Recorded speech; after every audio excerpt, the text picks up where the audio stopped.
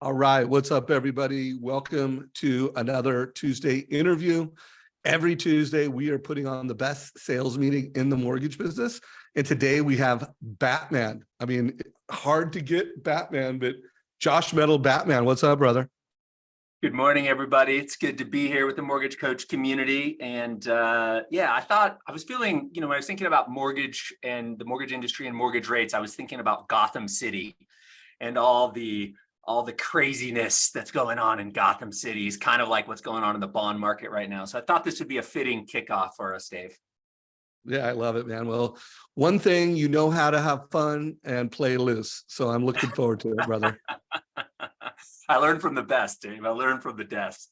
Right on. So everyone, just a reminder, this is part of our 10X series. If you go to trustengine.com/10X, we've got a page dedicated to this. I kicked this off in August and I said, hey, every Tuesday in August, I'm going to interview a badass mortgage professional that's gaining market share. And we're just going to what is a strategy to get one more loan this month? Like, how could any loan officers watch this get one more loan? How could they also get one more realtor? And how could they get one more loan, one more realtor, and do it in a way that they actually are more profitable? They're getting rate shop less, and they have less price concession. So that is part of the series. This interview will go into that page. We call that 10X for all, Trust Engine 10X for all. So check that out. So Josh, let's rock it out. You got to pick the headline. I told you hey, the format is 10X, but what's the topic? And you said affordability, affordability, affordability. And here we are, bro. So tee it up. Thanks, buddy. Well, it's great to be here with everybody. Hey, wait a minute. If you're going to take off the mask, you got to take off the cape too. Cape too? Okay. The heater kicked on in here. I started sweating. I'm like, I don't need any more pressure. There we go. There's my man. There's my man. Pain is gone. Josh is here. All right. Here's Josh. I'll bring Batman back in when we need him, guys. Yeah, we may need him for sure. Yeah, so probably most of you are feeling like me, where we thought that rates were going to turn around and the cycle was going to reverse the other way by now.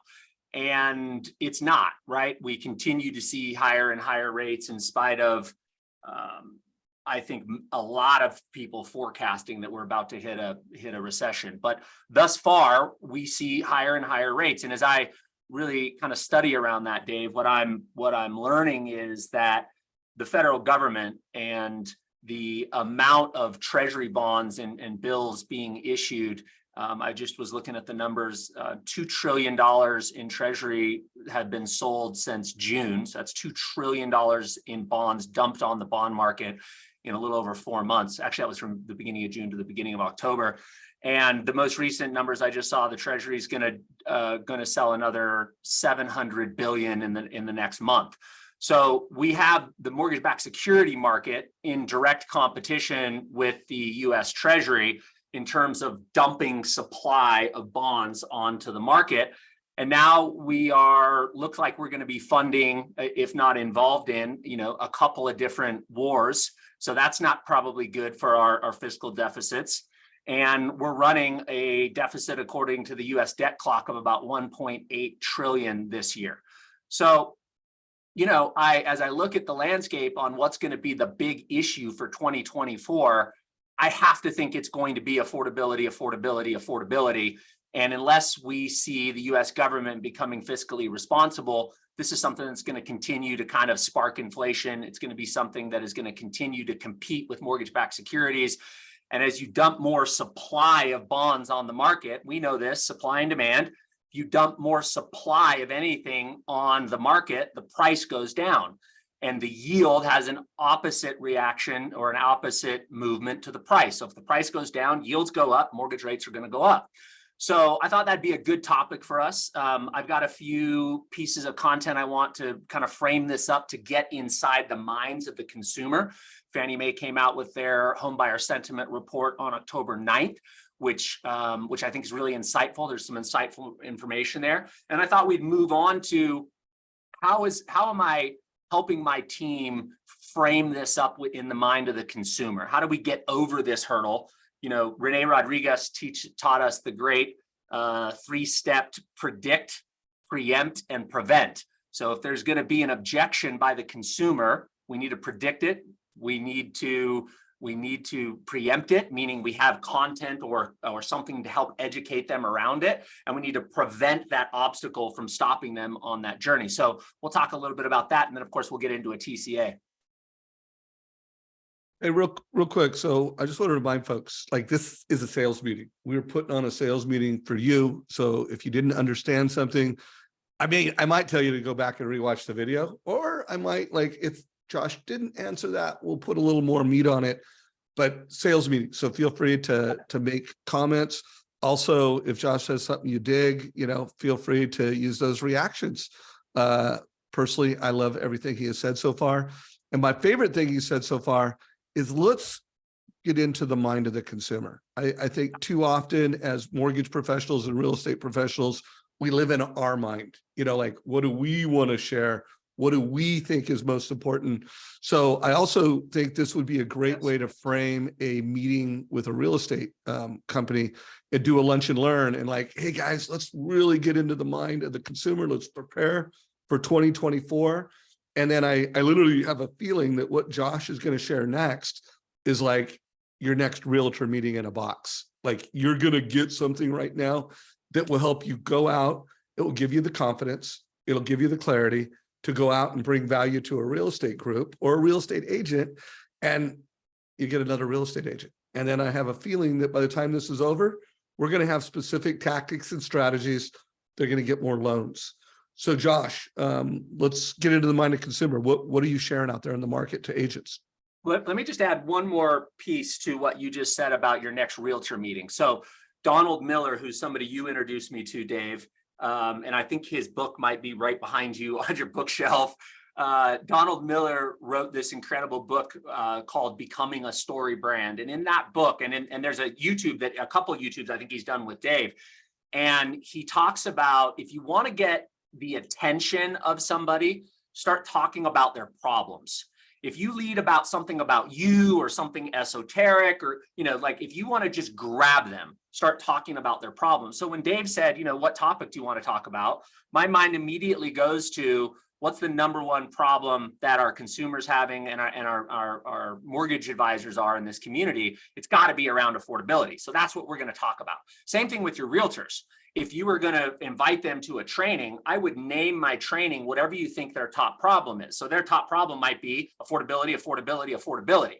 But to your point, Dave, that's how we capture attention, as we talk about the problem that the person we're trying to get their attention is having at this moment. So with that in mind, I want to insert something really quick. So by the way, while I did interview Donald Miller when I read Story Brand, he came up with a subsequent book called Marketing Made Simple, which yes, I would highly recommend. Like, if you're only going to read one, that's the one, because it will incorporate Story Brand and it really nets out marketing. Also, I interviewed JJ Peterson a couple months ago.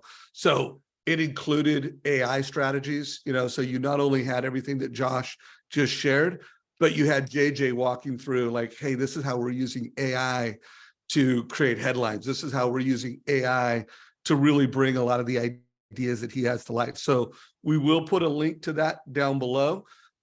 Absolutely watch that interview with JJ Peterson, who's the president of Story Brand and who co-authored that book with Donald Miller. So yeah, by the way, he does have one called Business Made Simple. I'm talking about Marketing Made Simple. Business Made Simple is a fantastic book also, but to really bring to life what Josh just shared, Marketing Made Simple, guys, it is a prerequisite. It's a requirement for all badass mortgage professionals in 2024 and beyond. So check out the interview, get that content under your belt. All right, Josh, let's go. All right, right on. So back to getting inside the mind of the consumer. I want to show you a 90-second video that went viral. This video has had over 260,000 views. And this is a video of me teaching what we call the bulletproof buyer presentation, which I'm going to go through a portion of today. Some of the slides we'll probably share today. But what was insightful was the response to this video and the comments. So I'm going to play this video, and Dave, give me a thumbs up if you can hear the volume. I hope I've got that set up right.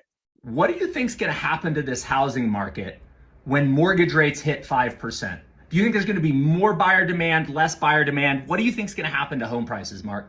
I think home prices are going to go up. There's already no houses. If rates go down, it's just going to be madness. The fact is there's a tsunami of buyers currently sitting on the sidelines. They will enter the housing market as rates go down. And there was a statistic that came from Black Knight, I believe. And the statistic goes like this. For every 1% that mortgage rates go down, there are 5 million more US households that qualify for home ownership. So if we go from 7 to 6, you're now competing with 5 million more potential buyers. If we go from 6 to 5, you're now competing with 10 million potential buyers. So the first thing that I want to point out, when we think about overpaying for anything, the longer we wait to enter the housing market, the higher the probability that we're going to overpay. The clients that I see waiting for rates to go down are unlikely to beat the 5 or 10 million new buyers that are about to come into the market over the next 12 to 24 months. All right, so the video had some, let's call it controversial subjects in there in terms of rates going down and buyers entering the housing market. By the way, I have references to back all of that up in facts. But here's what was super interesting, Dave. There were 261,000 views of that reel. There were 1,864 likes, 255 comments, and it was shared 4,239 times.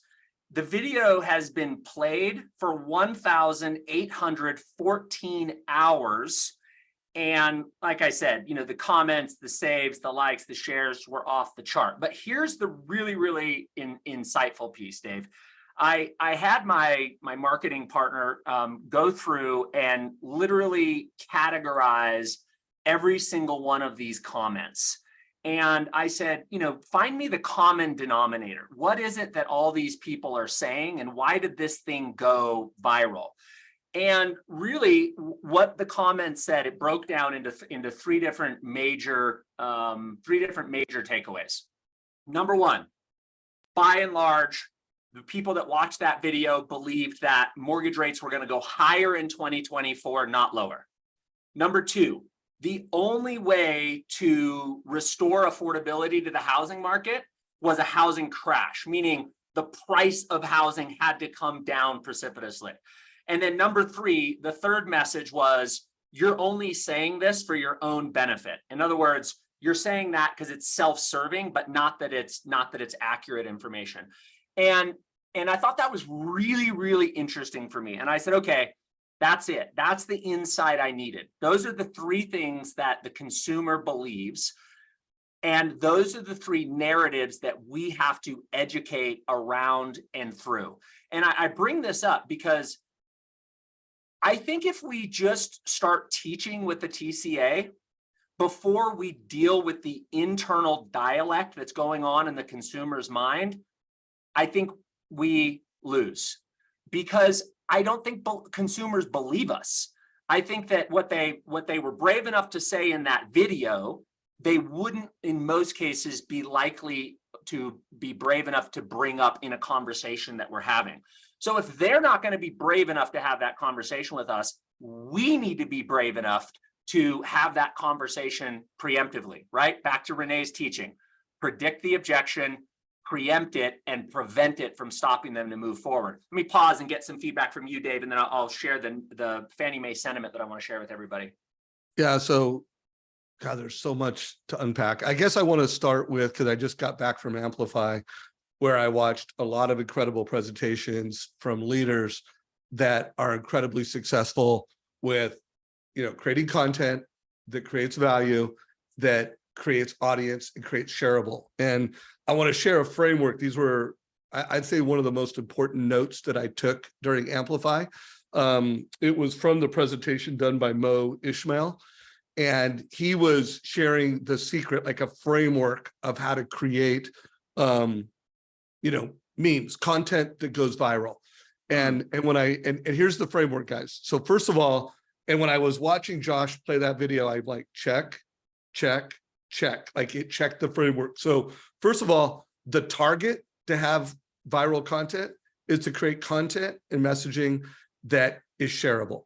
So like put shareable in the middle, like that is the goal. And how do you create content that do that? And here's the four things, guys. Write all four of these things down.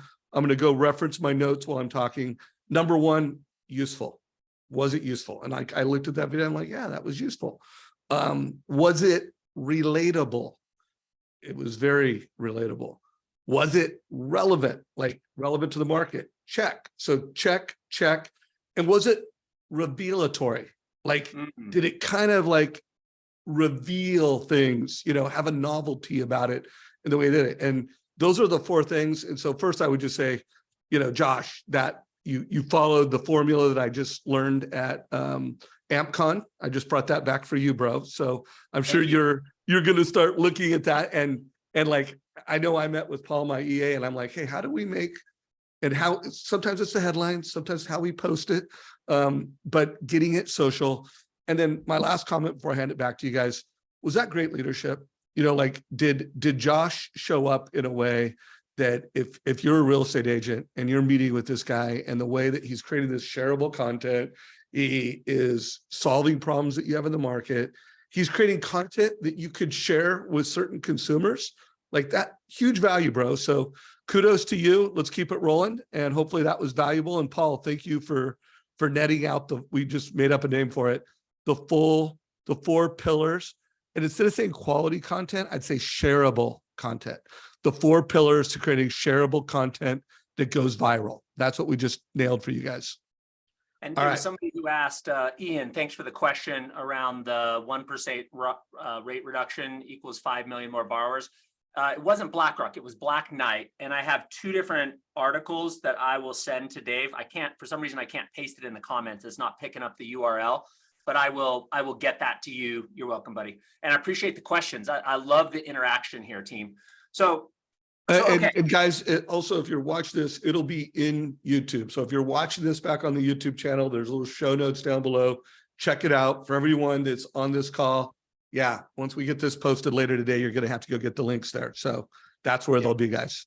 And Dave and Paul, I'd add one more to that list. Useful, relatable, relevant, revelatory. I would add a 4A, which is controversial. If you can add something that's a little bit controversial, because if you look at the feedback on that video, of the 255 responses, 245 of them were negative, but there were something like 4,000 shares. So they didn't like the content, but they shared the hell out of it.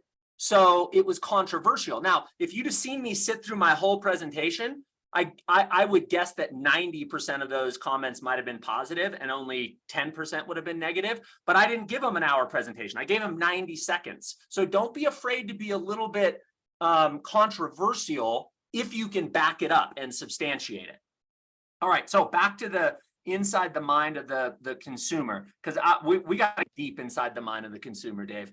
So we need more than 255 comments to know what's going on. So this is Fannie Mae's homeowner sentiment report for October 9th, 2023. And it's a detailed report, but let's just kind of net it out. Elevated mortgage rates push housing sentiment even lower. Consumers now point to mortgage rates, not home prices, as the primary hindrance to affordability. All right, I'm just going to kind of move down here and read this one section. Mortgage rates persistently over 7%, now 8%, appear to be deepening the malaise consumers feel about home purchase market, said Doug Duncan, Fannie Mae Senior Vice President and Chief Economist. In fact, high mortgage rates surpassed high home prices as the top reason why consumers think it's a bad time to buy a home. A survey first. So never before has that been the biggest issue in the consumer's mind. Notably, the share of consumers expressing pessimism about home buying conditions hit a new survey high in September, with 84% now indicating that it's a bad time to buy a home. All right, so this gives us incredible insight into the mind of the consumer. From my video, I know that they think rates are going to go up in 2024. I know that they think housing prices are going to crash. And I know that they believe I'm only reciting this information for self-serving purposes.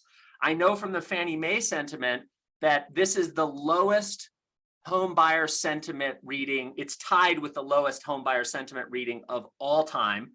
84% of consumers think it's a bad time to buy a home, and their primary worry is elevated mortgage rates. This is perfect. So now when I go into every single meeting with a consumer, guess what I'm going to talk about? I'm going to talk about affordability. I'm going to talk about mortgage rates, and I'm going to bring information and knowledge to the conversation to get them from this is a terrible time to buy a house to I can actually see how this is a good time to buy a house. So let me share one other article with you, and I would strongly recommend saving this article and going over it with your home buyers. This just hit this morning from Fortune. It was on Yahoo Finance, and it says the housing market is headed back to a 1980s style recession, Wells Fargo says, and it's all because of higher for longer mortgage rates.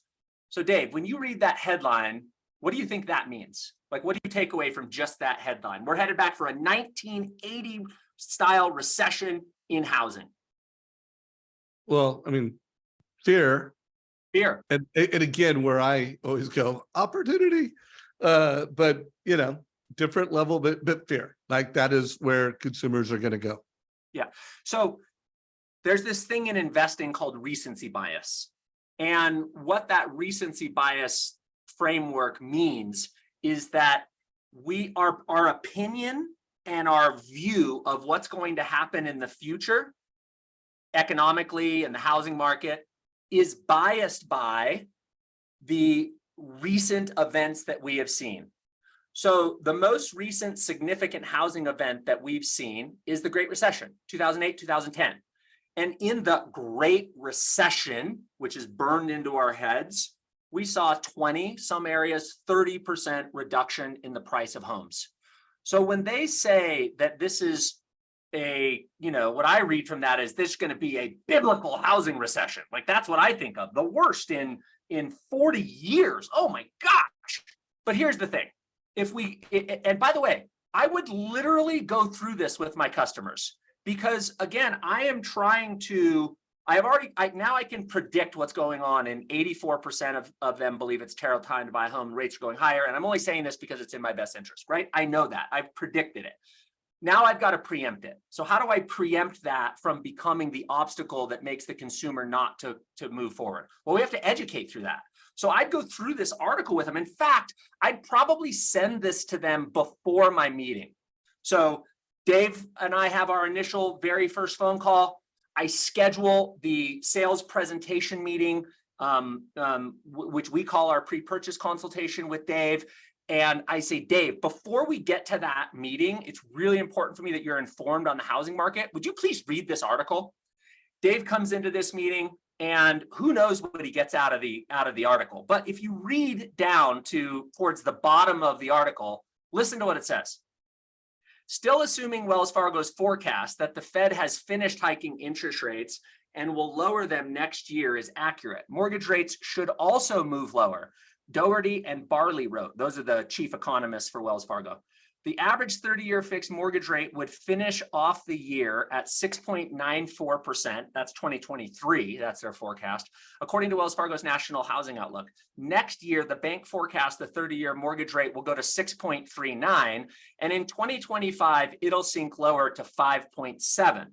The bank expects worsening affordability in the near term as mortgage rates remain elevated, which will in turn weaken housing activity. Home prices will continue to appreciate at a slightly slower pace because of underlying demand and tight supply, rising 1.8% by the end of this year, as tracked by Case-Shiller, and 2.5% in 2024. In 2025, Wells Fargo forecasts home prices will rise 4.4%. So let me get this straight. The headline sounds like the housing market is heading into a biblical recession, not seen since the 1980s, but mortgage rates are forecasted to go down and home prices are forecasted to go up. So the recession that they're talking about is in transactions. It's the number of closings. And it goes in that article and it talks about one of the main reasons why the number of closings is down is because there is an epic shortage in supply. And there's two reasons for this, for the shortage in supply. One, home builders underbuilt from 2014 to 2023. And two, 90% of all mortgages have a 5% coupon or less. So the people with those low rates are stuck in their home. So it's really a bullish article on housing, but most people don't read the first page and a half of the article. They just read the headline and the first paragraph and they go, oh, screw it, I'm not buying a home. I'm not even going to show up to that appointment with Josh. So I would use content like this to help educate the consumer. And I want to get into a TCA after telling a really quick story about a realtor event that I did in Houston last week. But Dave, what do you have to add or net out in this so far? Yeah, I mean, I want to just call attention to the fact that going forward in the mortgage industry requires more education and more empathy for where the consumer's at. You know, the best mortgage advisors are going to be the ones that can create demand, personal clarity, and personal confidence to move forward. And so it is more complex. Like, hey, in 2020 and 2021, did you need to forward an article to people and tell a story and help them vision cast? No, you know, it was a transactional market and it was all about transactional excellence.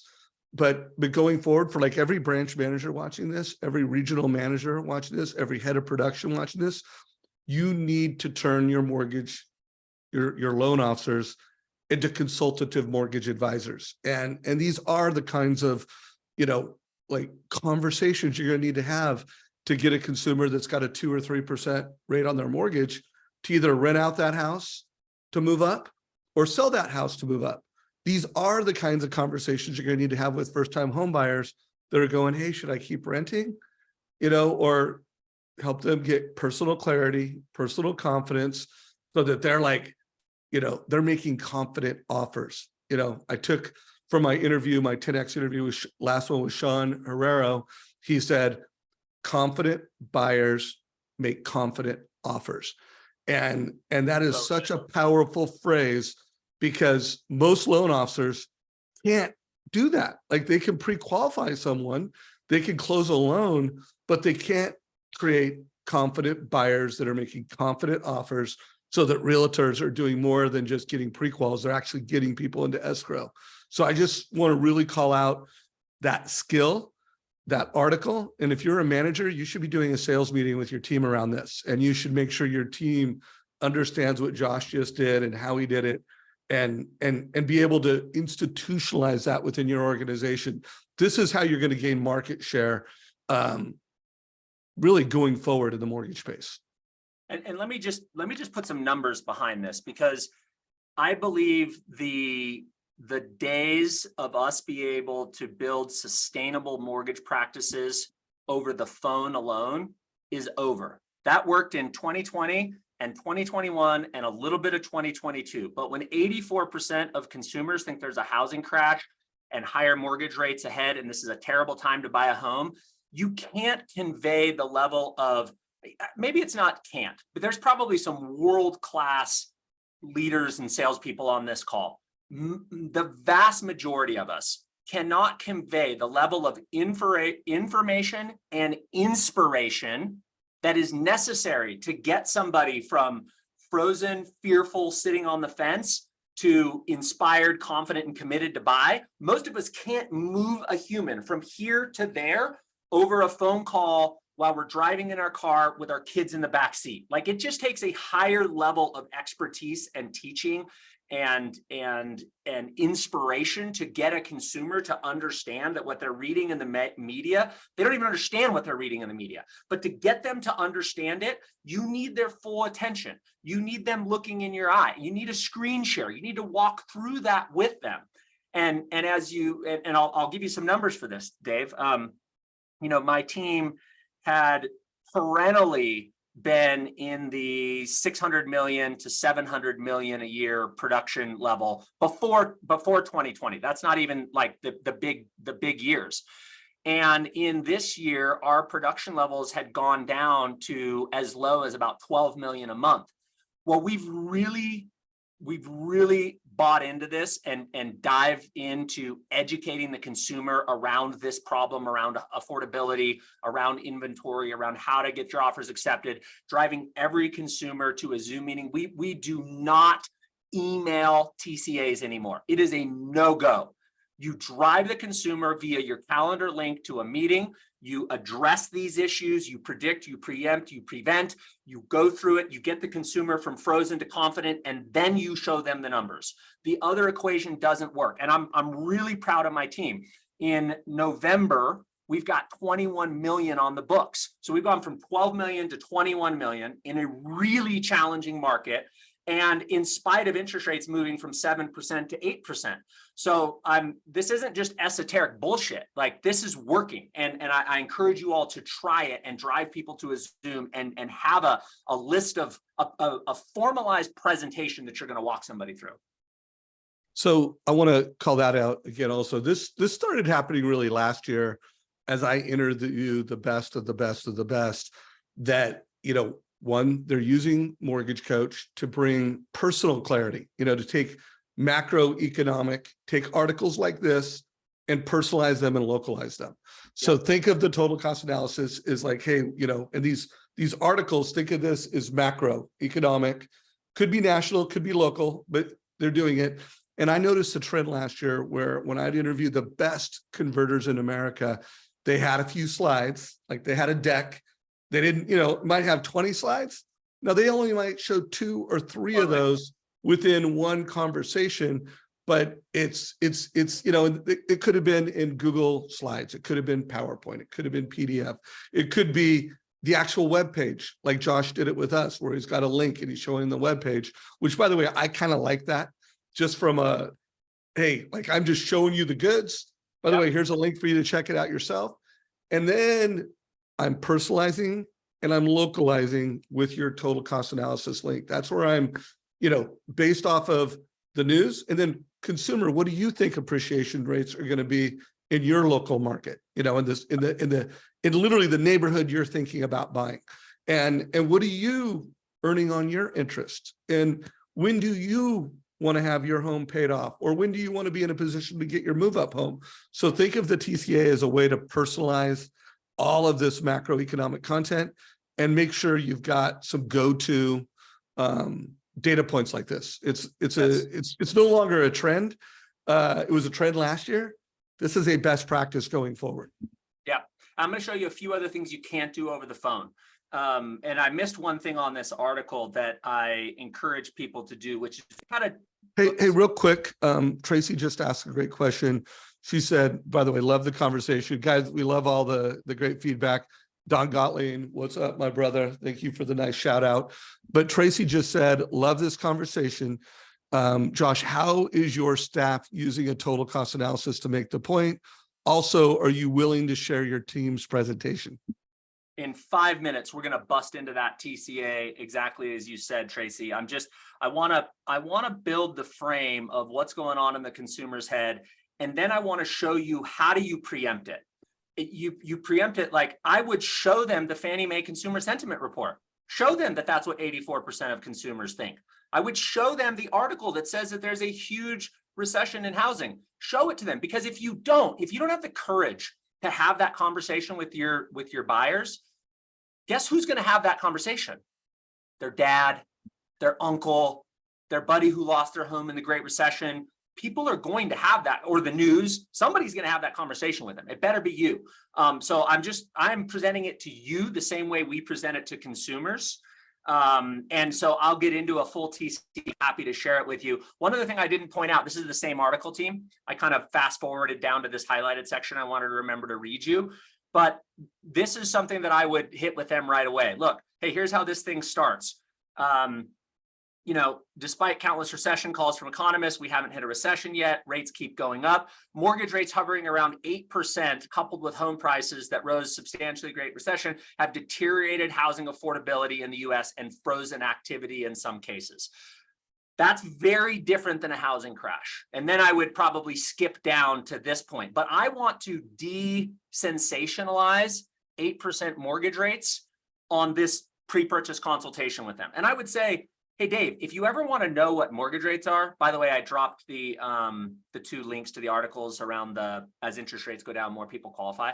But Dave, if you ever want to know what mortgage rates are, just do this. What are mortgage rates in Utah? All right, cool. And so you know that banks get paid to sell mortgages, right, Dave? I've heard. Yeah. Well, guess who doesn't get paid to advertise mortgages? Google. Google doesn't make a commission. They don't have any skin in the game. They just give you the best information they possibly can. So if you want to know what's going on with mortgage rates in Utah or Texas or California, or wherever you're buying, just Google what are mortgage rates in Utah. And we can just kind of go through this real quick. You're buying a $600,000 house. You're going to do 5% down. You're buying in Utah. You have a 780 FICO score. So, oops, don't click the process button. So, oops, let's try that again, Dave. I apologize. 6.5, Utah, 780. So here's where rates are. They're right in that 8% range, which is exactly what the Yahoo article said. But here's what I know about interest rates, Dave. Mortgage rates are cyclical. They're cyclical, and they have swung up, and likewise, they will swing down. And when they do, it'll unleash a massive amount of consumers onto the home buying market. So my job, the best thing that I can do, the highest way I can serve you and your family is to help you get through this cyclical upswing in mortgage rates until mortgage rates swing back the other way. And I want to kind of benchmark and orient our conversation around the total cost analysis I'm going to show you here in a minute with re-anchoring into what the economists from Wells Fargo say. Wells Fargo's economists say that 30-year mortgage rates will be as low as 5.7 in 2025. So the point is, Dave, this isn't a 30-year problem. This is a 12 to 24-month problem. So my job is to help you become confident in the housing market, answer all your questions, provide you all the information about the local market, and then I need to solve for 8% mortgage rates for the next 12 to 24 months. Are you ready to see how we're going to do that? Couple call outs, guys. And Sean Browning had a jump, but Sean, hopefully you're back for the second half. Mark Bowie said some really positive things. This content is fantastic. And then, guys, I want to call out something really important that before Josh just went into that Google, page, you notice how he framed it. Something we've all learned from Renee, frame, message, tie down. So most loan officers would just pull up the Google and start talking. You notice how he framed it, like, hey, banks get paid to sell mortgages. Just about everything online is they have skin in the game. There's an agenda. Guess who does it? Google. And then he showed Google. So I just want to remind everybody, frame, pre-frame, whatever it is that you're going to share. And the pre-frame is actually more important than the message itself. So Josh, I know you're going to get ready to share TCA. I know you want to say something after what I said, but I also want you to frame it. Like when you show the TCA, how would you frame that so that when people are getting it, it's connecting? Yeah. There's a lot there. I'm wondering where I want to jump back into this conversation. The way I would frame the TCA, I'll start by answering that, is I've provided information from Wells Fargo's economists that show this isn't a 30-year challenge we're running into. This is a 12 to 24-month challenge. Now, if the person at that point, I would normally check in with them and I would just say, like, Dave, how does that land for you? Are you in camp recession or are you in camp rates higher for longer? And Dave's either going to say, oh, for sure we're headed for a recession. My brother-in-law is in trucking and he's telling me about all the slowdown and we're definitely heading into a recession. Cool. I can just keep moving because Dave's bought in. This is a 12 to 24-month problem. If Dave says, well, what about the GDP numbers? What about the employment numbers? Those certainly seem to be telling a different story, that we're not headed towards an economic slowdown and there's going to be more inflation and higher rates. Okay, then I got more work to do, right? So I need to check in with Dave. This is a dialogue back and forth that's really important to check in. And then I always have a slide deck pulled up, Dave. So if somebody has an objection, and I'm happy to share this slide deck with you, if somebody has an objection, to just say, hey, we all have our own belief systems based on the information that we have thus far, but I'd love to share a couple of slides with you really quick. And I prefer a slide deck on this rather than kind of going to the internet. But I would just walk people through this slide deck, which I'm not going to explain. But basically, it just shows in summary that as the Fed raises the Fed funds rate, we end up in a recession. That is just the way. There is the soft landing thing is a mythical unicorn with pink hair highlights. It does not exist. The Fed raises until it breaks something in the economy and there's a recession, and every single time you see a decline in mortgage rates when we get there. I would walk them through this slide deck, which is the 4 horsemen of a recession, which basically gives you 100% probability of recession based on the inflation spike, based on the inverted yield curve, based on the rapid rise in interest rates, based on the oil price shock. In and of itself, each of these events have a 25 to 77% correlation with a recession. But when you get all 4 of them at the same time, it's a 100% chance we're going to end up in a recession sooner or later. And then I just walk them through. Here's what happens to mortgage rates when you're in recessions. Mortgage rates go down, mortgage rates go down, mortgage rates go down. So I would have something like this in addition to the information that we talked about until the person's like, okay, yeah, I can see that. That's possible. And then my frame would be, so my job is to solve for the temporary cyclical nature of the mortgage market that currently has us at an 8% rate. I've done a couple of things. I've shown them expert economists from Wells Fargo who say that rates are going to go down, housing prices are going to go up, and I have completely de-sensationalized an 8% mortgage rate. We talked about it. They're going down in the future. They are here. I showed you where to go on Google to find those rates. So that's what I would like to accomplish before I get into the TCA. And then I'll jump into the TCA now, unless you have something additional to add there, Dave. Yeah, just wanted to confirm, you said you would share those slides? I will. Happy to. Okay, so if you're, again, those will be in YouTube. So if you're watching this live, we'll have the YouTube up by the end of the day. That'll be announced in the group. Also, make sure, if you don't already, subscribe to my mobile club, Savage Insights Mobile Club, and we will send out a heads up once that's loaded. I'll put a phone number if you are not part of the Savage Insights Mobile Club. All you got to do is text the number. It'll be in chat in a few minutes. All right, keep it rocking, bro. One last frame as I get into this TCA. I was just in Houston last Monday, and I was in front of a group of 70 realtors. It was put on by a great EXP realtor who's a close friend of mine. And one of the questions I asked was, who knows about temporary rate buydowns? Guess how many hands out of 70 went up? 70. Everybody knows about temporary rate buydowns. Cool. Who's closed a temporary rate buydown with a customer in October? One hand. One hand. Oh, so, okay, wait a minute. So maybe transactions are just way down. How many of you have closed a loan or a home in the last month, in October? 3/4 of the hands go up. So I know that realtors say they know about buydowns. I know that consumers say they know about buydowns. They still don't get it. They still don't understand it. They're still not using it. And the reason why they're not ubiquitous, in my opinion, is because consumers think mortgage rates are going to go up, not down, which means this is only a Band-Aid. It's not really a solution, the temporary buydown. And realtors are so ingrained in price reduction that they just don't pause long enough to structure the offer right, unless you're a really instructive coaching leader type mortgage advisor, which we need to be. So I'll just share with you, there's more opportunity here. We have not squeezed all the juice out of this fruit that is the temporary buydown. So let me walk through the TCA with you. The first thing I would do is I would orientate Dave to where the situation is today. So Dave, here's the current market reality. And then I'm going to show you how, as a mortgage advisor, if we decide to work with one another, how I'm going to help you and your family solve for this temporary issue. So I'll just run through your scenario. You're buying a $600,000 house. You're putting 5% down. Mortgage rates as of this morning are sitting right around 8 1/8. I've seen them between 7.99 and 8 1/4. And we're doing a 360 month or 30-year loan, and that payment's $4,900. And I know that's about $1,000 more than what your comfort level was with a payment. But let me show you a couple things you may not have taken into consideration as we look at this.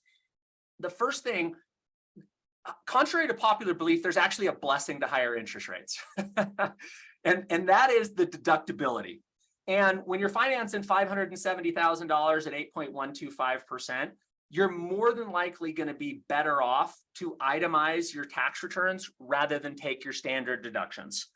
And I'll leave that up to you and your CPA and maybe a future conversation that the three of us have together. But if you were to itemize, which I think will likely be in your best interest, you have to realize that we're going to save about $1,400 a month on taxes because of that interest and also your taxes, your property taxes.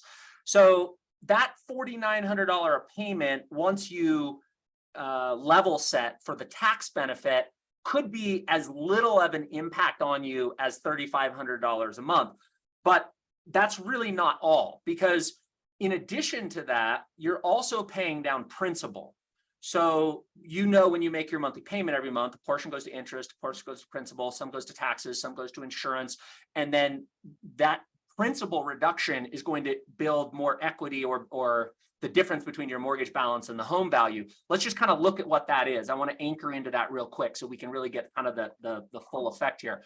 So we started out with a loan amount of $570,000.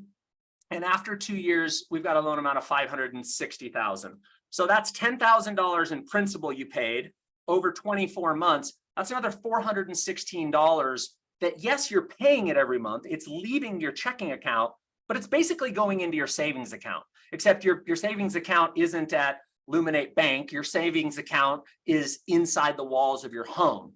So if we equalize or level set for the tax benefit and the $416 a month that's going to principal, you really have a payment that is right around your target of it's about $3,100 a month once we level set for those two things.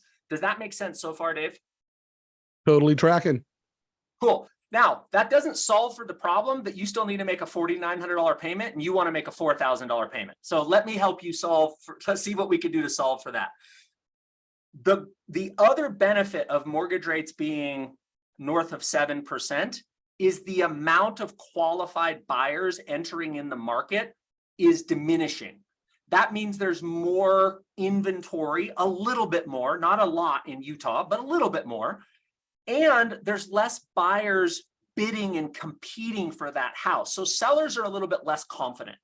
So one of the strategies that myself and your great realtor, Jake Breen, have done really successfully with our customers is we have tried to negotiate the seller to pay a seller rate subsidy. They're essentially going to give up some of their proceeds from the sale to subsidize your payment for the next 24 months in this illustration. And the way this would work, Dave, and there's one other thing I should mention about this subsidy. Let's say that the Wells Fargo economists are wrong, and it doesn't take until 2025 for mortgage rates to get to 5.7. Let's say that happens in 2024. Well, the nice thing about this seller rate subsidy is that the money that the seller puts into an escrow account to subsidize your payment for the first 2 years, if we pay that loan off in 6 months because something slowed in the economy and I reach out to you proactively and say, hey, Dave, it's Josh and it's time. We're down at 6%. It's time to restructure this mortgage. Any of that money that wasn't used to subsidize your mortgage payment over the first 2 years is credited back towards your mortgage balance. So this is a win-win, no-lose proposition on this seller rate subsidy option here, or strategy. So the first year, you'd have an interest rate of 6.125 or a payment effective that was effective as of a 6.125 rate. Your payment now is $4,131, but keep in mind, you've got that tax deduction.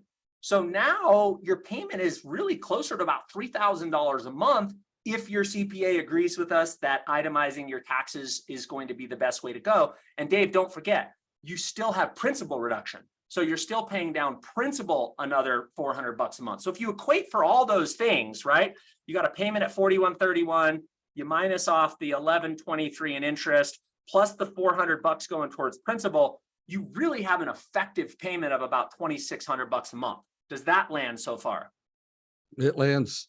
Cool. And you're going to share a link to this TCA in chat, right? I will, for sure. We'll have a link to this, everyone. So you've got this masterclass, sales strategy, educational strategy, and then you have links to the content to support the macroeconomic strategies.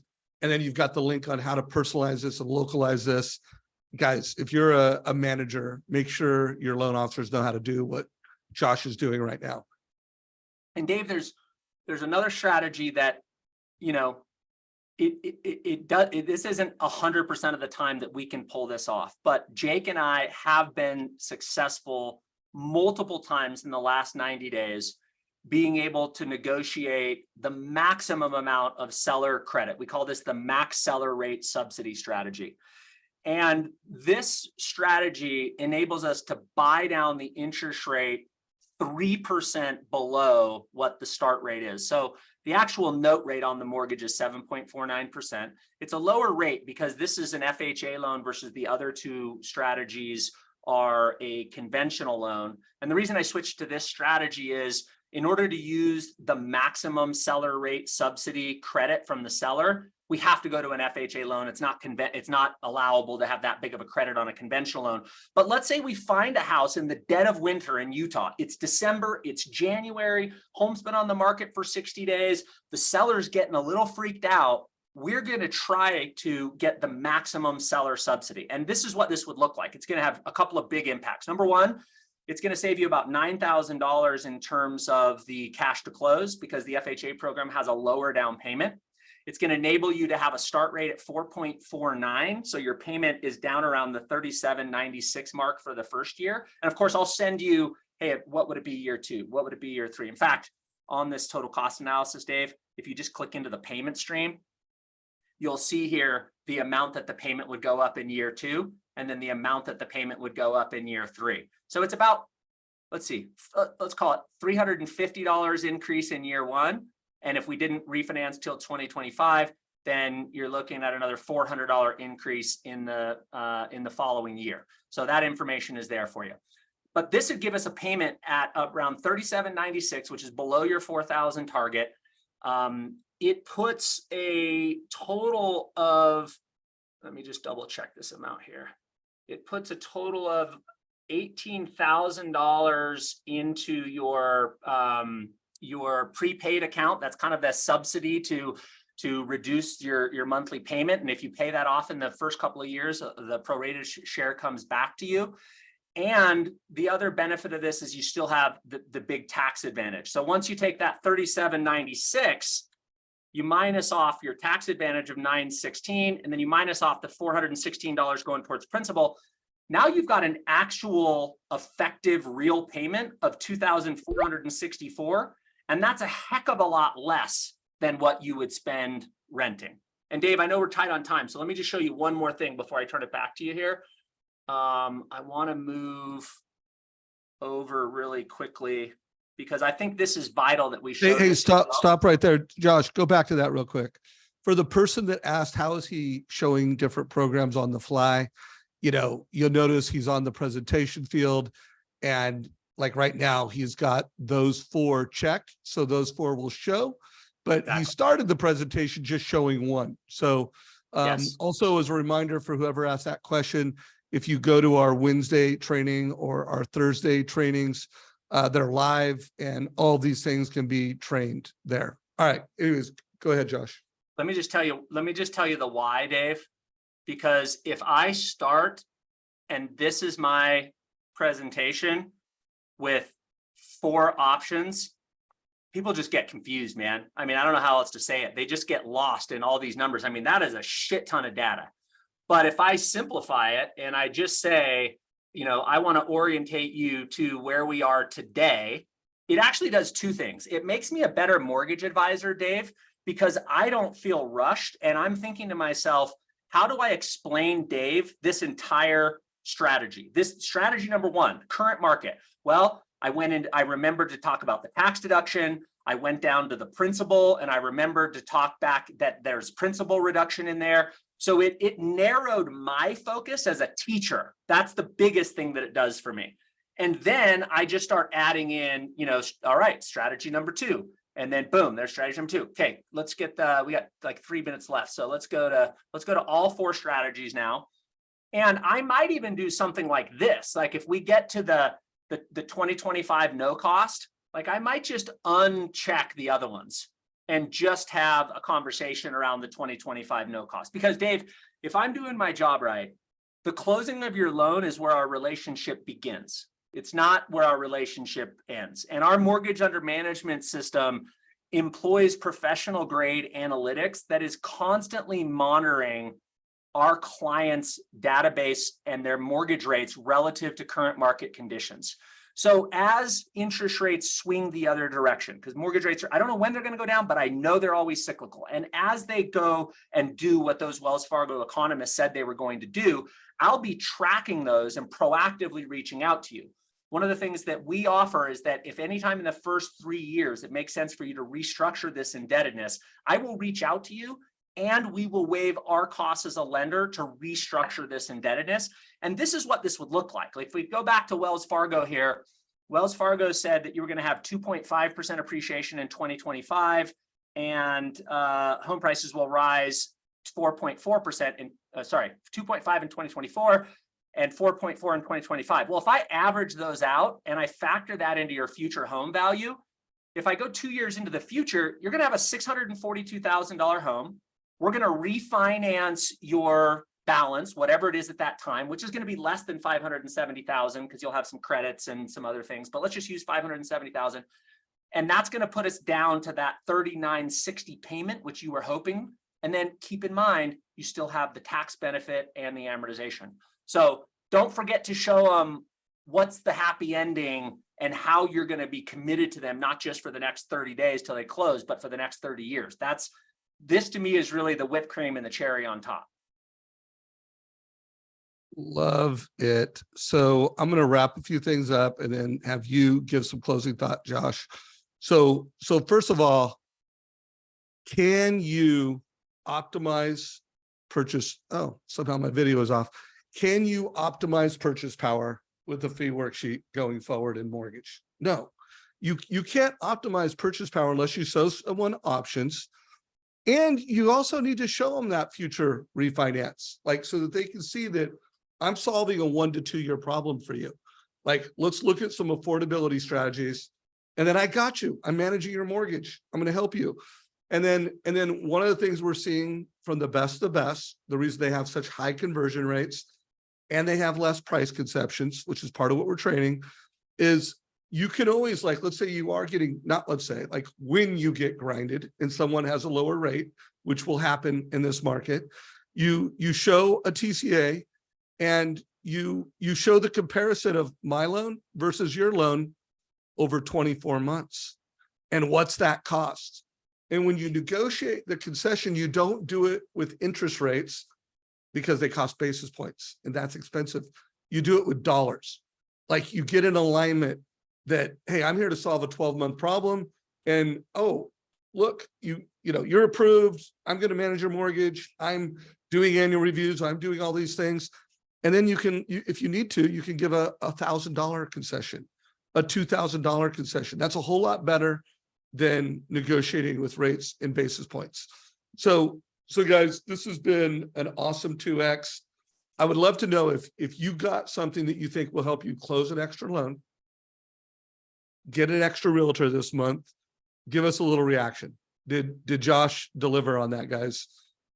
So yeah, we got some reaction. So bravo, great session. Any closing words, Josh? Yeah, be courageous. The housing market is not going to repeat 2008, 2010.